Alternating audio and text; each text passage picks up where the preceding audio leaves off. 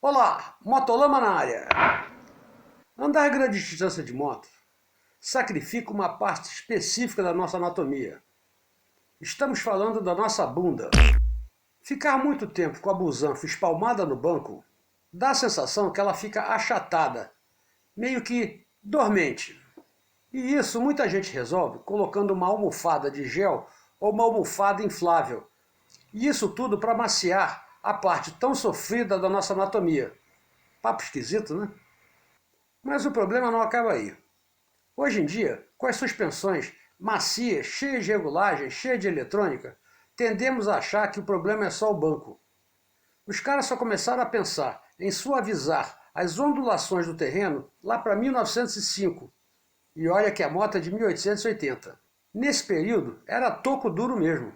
Volto a lembrar que as motocicletas foram a evolução natural das bicicletas. Então, de início, apenas o banco era suspensável, ou seja, passível de ter uma suspensão. E as bicicletas, devido ao simples fato de ter que pedalar, a bunda fica meio que massageando no banco, aliviando a dormência característica de longas viagens de moto. Como as bicicletas tinham molas no cilim, os caras acharam que de moto seria igual. Ledo engano. Isso não resolvia o problema. Uma vez que, por mais lerdas que as motos fossem na época, ainda eram muito mais rápidas que as bicicletas. E lembrando que na época, lá na virada do século XIX para o século XX, a maioria das estradas eram de terra. Talvez algum asfalto nas cidades, mas nas estradas era tudo de terra. E andar nessas condições sem nenhuma suspensão, além de sacrificar o sentador, ainda forçava todo o conjunto do quadro da moto. Isso sem falar que uma moto toco duro era meio indirigível. Mas foi só em 1905 que a BSA resolveu colocar uma suspensão nas suas bicicletas. E de lá para cá foi uma evolução meteórica. Hoje vamos falar sobre a evolução da suspensão, desde o nada até as modernas suspensões monoamortecidas com cheio de eletrônica e um monte de gueri-gueri. Essa matéria foi sugerida pelo Márcio Campos, multicampeão de motocross. Valeu, Mock! Motolama começando agora! Minha moto venenosa vai passando lá na roça e as vaquinhas... Olá, sou Arlindão, piloto de rally enduro e nas horas vagas editor do Motolama. Uma parte fundamental da evolução das motocicletas foi a suspensão, desde o toco duro até o surgimento do Motolama. E para ajudar a manter o Motolama suave, não se esqueça de se inscrever no canal, apertar o botão do like com força e compartilhe esse vídeo com todos os seus amigos que sabem a importância de ter uma suspensão nas suas motocas. Costumamos brincar dizendo que o quadro de toco duro machuca a bunda. Mas o problema não se resume a conforto.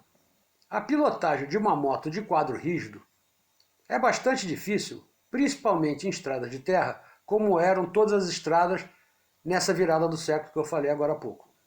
Eu já falei em outro vídeo sobre a geometria da moto. E se eu for falar tudo de novo, esse vídeo vai ficar com 3 dias. Então, para que o seu entendimento fique mais apurado, recomendo assistir esse vídeo que está aqui em cima e o link vai estar na descrição. Fala da física da motocicleta. A ideia central deste vídeo não é mostrar como funciona a suspensão, mas sim a evolução da suspensão. E mesmo assim, foram tantas mini evoluções que eu vou ter que focar apenas nas principais. Antes de entrar no mérito da suspensão propriamente dita, quero reforçar aqui a diferença entre a mola e o amortecedor. Ouço muita gente falar que vai rebaixar ou levantar a moto mexendo no amortecedor. Errado! Quem sustenta o peso da moto é a mola. Ou seja, uma mola mais comprida ou mais dura levanta uma moto. Quem segura a onda nas lombadas é a mola. O amortecedor, como o nome já diz, simplesmente amortece o funcionamento da mola.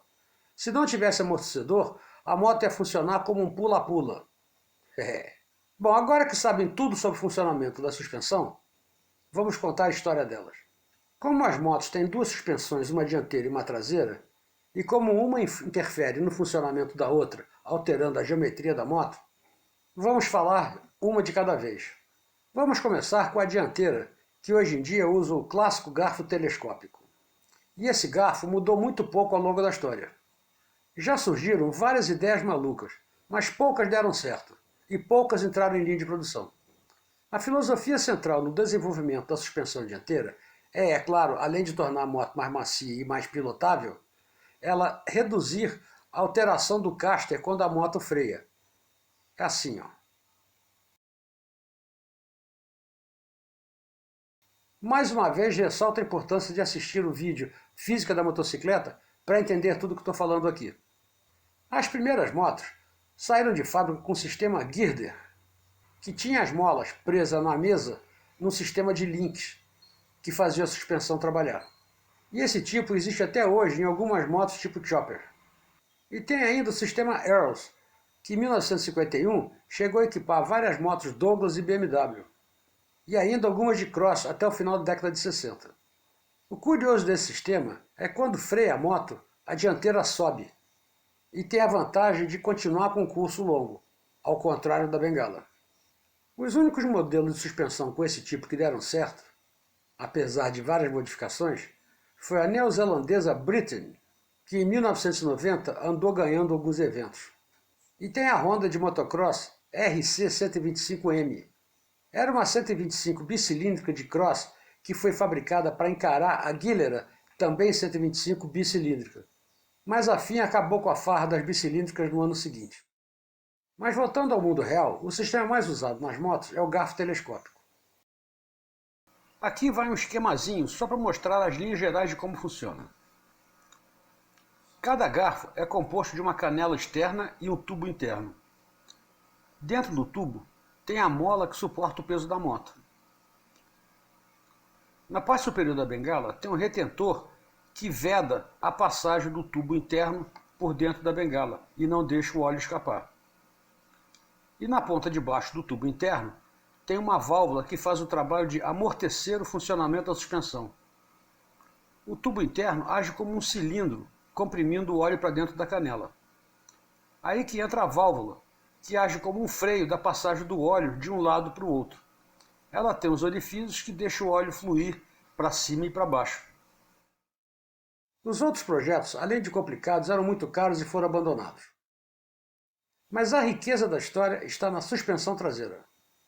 A primeira ideia, ainda copiando a bicicleta, foi colocar uma mola no cilim para poupar um pouco a poupança do piloto. Mas isso ainda não resolveu o problema, porque como as motos eram pesadas, uma grande parte da massa, piloto mais moto, ficava pulando de acordo com o terreno.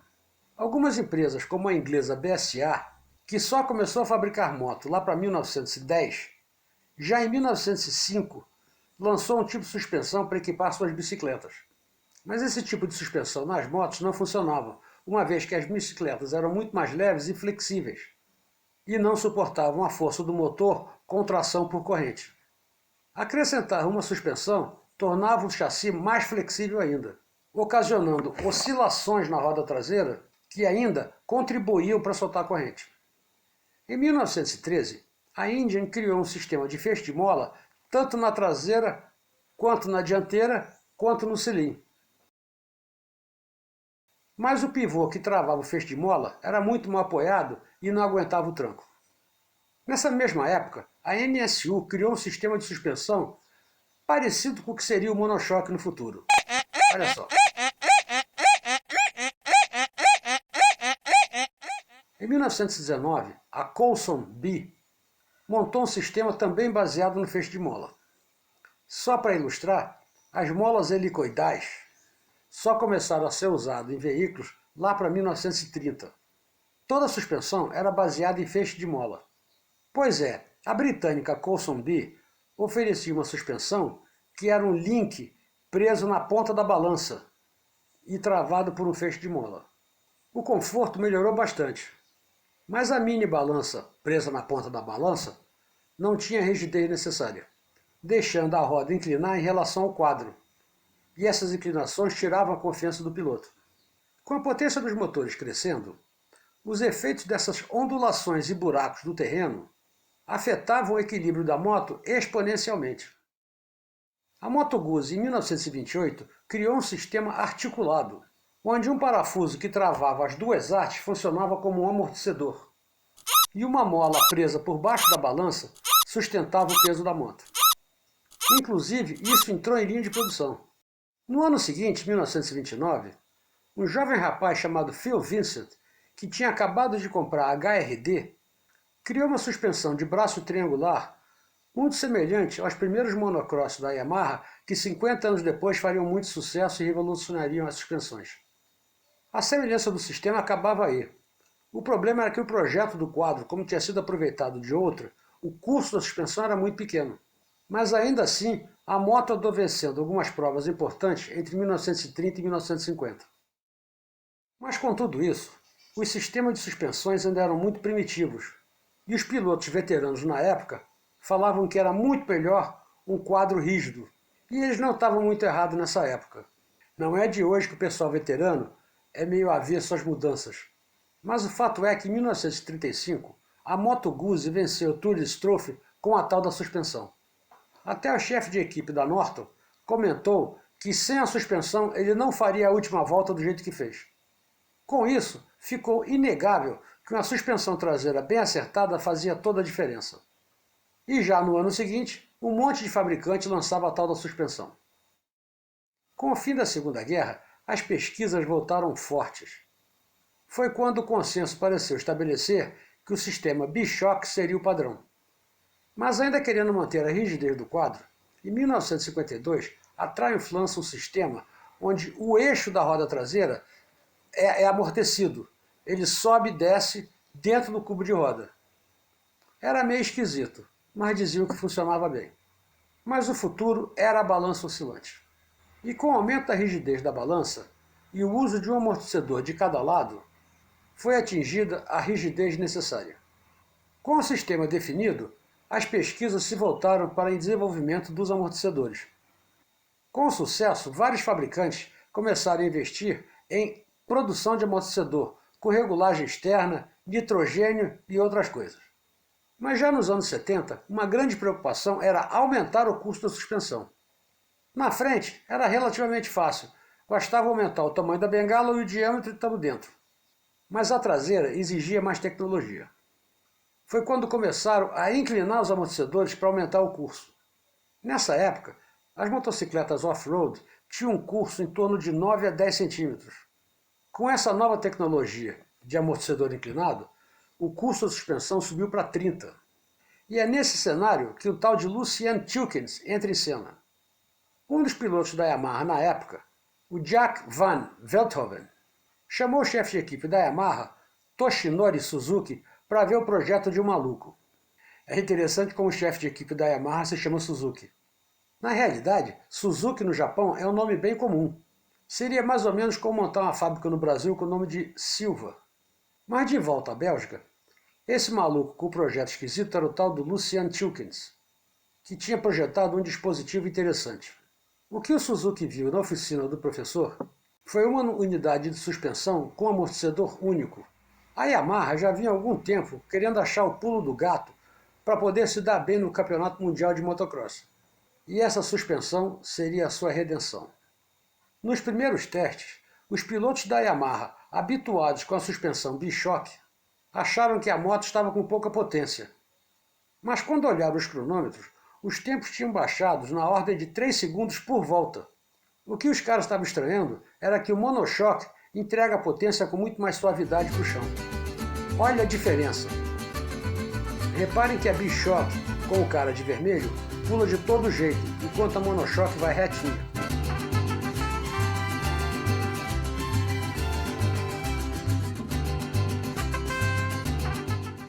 E como dizem que nada se cria, tudo se copia, o cara pegou a suspensão da HRD Vincent lá de 1928, deu uma roupagem nova e voilá, eis a suspensão monoshock. Resumindo, a Yamaha estreou o monoshock na terceira etapa do Campeonato Mundial de Motocross de 1973, com o piloto Haken Andersen. E ele já estreou com uma vitória. Naquele ano a Yamaha foi campeã mundial. E mostrou que o monoshock veio para ficar. O problema é que como a traseira ficou ótima, os caras tinham que desenvolver a frente. Volta para a prancheta para trabalhar mais. E o sistema de um amortecedor acabou virando padrão. Olha o sistema da Honda em ação. Com a evolução, as balanças cresceram em altura e diminuíram em largura, aumentando a flexibilidade lateral. O passo seguinte nessa evolução foram as balanças monobraço. Isso veio para facilitar a troca da roda traseira. Mas em contrapartida, para não torcer, se tornaram tão pesadas que aumentaram o peso das massas não suspensas. Inclusive, é por isso que não se vê motos leves com esse tipo de suspensão. A evolução é um processo difícil. Cada mini avanço gera inúmeros problemas colaterais. Ideias não faltam. O que dificulta é resolver os pequenos detalhes colaterais que acontecem e que não estavam previstos. Atualmente, com o design feito por computador, tudo ficou bem mais simples. Mas o computador, assim como a inteligência artificial, só pode prever aquilo que foi ensinado para eles. E como esses problemas colaterais nem sempre são previstos, senão não seria um problema, voltamos à estaca zero. Tentativa e erro. A conclusão final é que ideias não faltam. Tudo ainda tem muito espaço para evoluir. Vamos esperar para ver qual será o próximo grande passo na evolução das suspensões. Quem viver, verá. Até a semana que vem, um abraço, fui! Minha moto venenosa vai passando.